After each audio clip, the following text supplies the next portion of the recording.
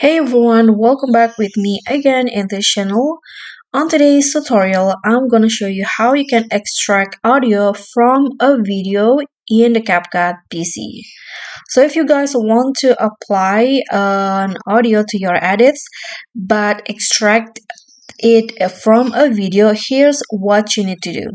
So first, click on the audio menu at the top, and then here click on the extracted audios option, and what you need to do is just import the file.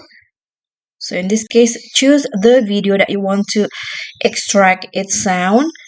For example, I want to extract sound from this video. Then click on open, and just like that the audio will be extracted.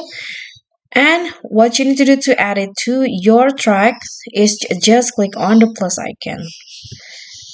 Okay, here click on the plus, and just like that the extracted audio will be added to your projects.